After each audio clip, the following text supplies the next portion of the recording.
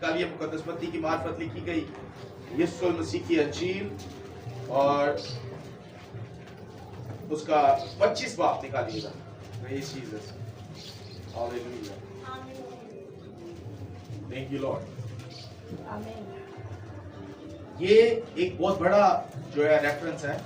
इसकी करीबन 14 आयत से 30 आयत तक जब आप इस पूरे को हवाले को पढ़ेंगे तो एक प्रॉपर एक पैसेज जो है वो रेडी होता है। एक प्रॉपर जो एक पैगाम है वो ईमानदार को मिल जाता है। हालेलुया।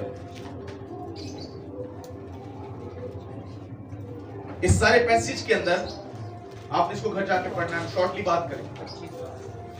25 बाब उसकी 14 आयत से 30 आयत तक। इस सारे पैसेज के अंदर खुदा यीशु अल मसीह नौकरों की बात कर रहे हैं। इसकी क्योंकि ये उस आदमी का सा हाल है जिसने प्रदेश जाते वक्त अपने घर के नौकरों को बुलाकर अपना माल उनके सपुर्द किया और एक को 5 तोड़े दिए, दूसरे को 2 और तीसरे को 1, यानी हर एक को उसकी लियाकत के मुताबिक दिया और प्रदेश चला गया। अब सबसे पहली तो बात है, आप सब जन बैठ जाइए। हम कुछ पल कलाम की अक्दस के लिए खड़े हुए क्योंकि ये वो कलाम है जिसको खुदा ने सब नामों से अफजल रखा है। Hallelujah, hallelujah. तो यहाँ पर ये किन नौकरों की बात हो रही है? आप सभी ईमानदार हैं और मैं ईमान रखता हूँ आपने बहुत अच्छा सीखा हुआ है। ये किन नौकरों की बात हो रही है कलीसिया? आज बात कुछ अलग है। आज मैं मैसेज नहीं शेयर कर रहा, आज मैं आपसे बात कर रहा हूं। ये तो एक रूटीन वाइज चलता रह रहा है। ये खादमीन आते हैं, मास्टर्स आते हैं, सरमन देते हैं और चले जाते हैं, ऐसे ही हो रहा है। लेकिन आज एक नया काम है। आज हम बात करेंगे। आज सिर्फ सरमन नहीं होगा, आज हम बात करेंगे कि हमारी जिम्मेदारी क्या है एक क्रिश्चियन की। मैं समझता हूं आप लोग भी पास्टर्स हैं। मैं समझता हूं आप लोग भी, क्योंकि जो शागिर्द है वो डिसाइपलशिप के अंदर मौजूद है और जो मसीह की डिसाइपलशिप के अंदर मौजूद है उसके ऊपर मसीह की खिदमत का बोझ सिर्फ खिदमत करने वाला पादरी नहीं है, आप सब भी हैं। कल एक बात हुई, एक बहन कहती है मैंने क्रिश्चियनिटी को छोड़ा है, क्रिश्चियनिटी को क्योंकि मुझे इसकी समझ ही नहीं आती। आप लोग को समझ आ रही? सामने बड़ी बेस्ट समझ आ रही। Hallelujah, hallelujah. अब उसको समझ नहीं आ रही, इट्स मीन कि उस तक कोई ऐसा शख्स, कोई ऐसा मर्दे खुदा नहीं पहुंचा जो उसको अच्छे से इस बात को समझा पाए कि खुदा का कलाम तुझे कहता क्या है।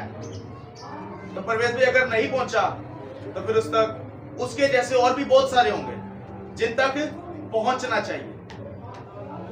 वो तो गुमराह और बरगश्ता हो गई, लेकिन अब बाकियों का क्या? क्या बाकी भी इसी तरह से गुमराह होंगे?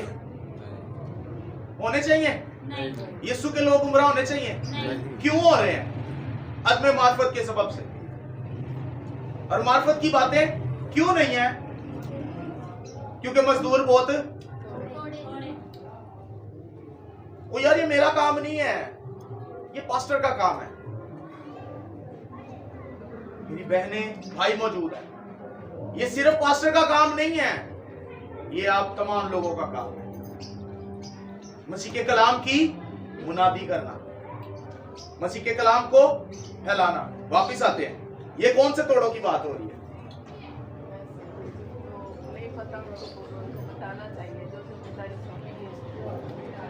भी आप थोड़ा सा क्लियर करेंगे सर। ये यहाँ पे रूहानी मजदूरों की बात की जा रही है।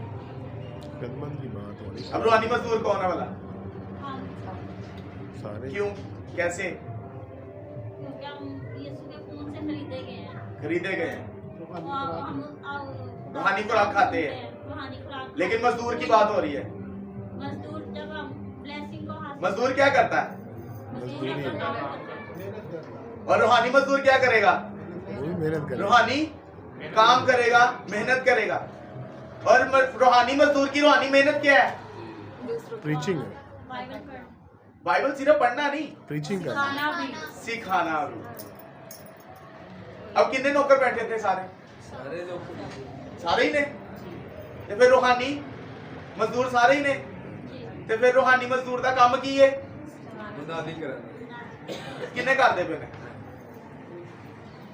ਖੜਾ ਕਰੋ ਦਲੇਰੀ ਨਾ ਖੜਾ ਕਰੋ ਤੁਸੀਂ ਮੈਂ ਕਹਿੰਦਾ ਆਪਣੇ ਭੈਣ ਨੂੰ ਭਰਾ ਨੂੰ ਰਿਸ਼ਤੇਦਾਰ ਨੂੰ ਕਿਸੇ ਨੂੰ ਵੀ ਅਗਰ ਕਲਾਮ ਦੀ ਇੱਕ ਵੀ ਵਰਸ ਸੁਣਾਈ ਸਿਖਾਈਏ ਤੇ ਤੁਸੀਂ ਰੂਹਾਨੀ ਕੀ ਹੋ मजदूर हो और कलाम कहता है मजदूर अपनी मजदूरी का तो खुदा मजदूरी का हक भी देगा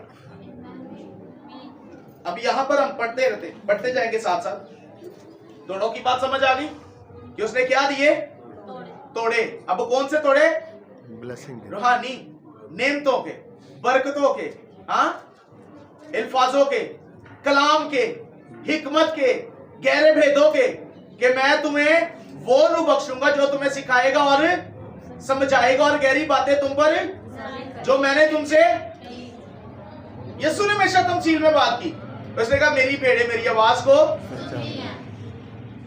फकी फरीसियां नहीं समझ आती कहते की गल्ला करना तू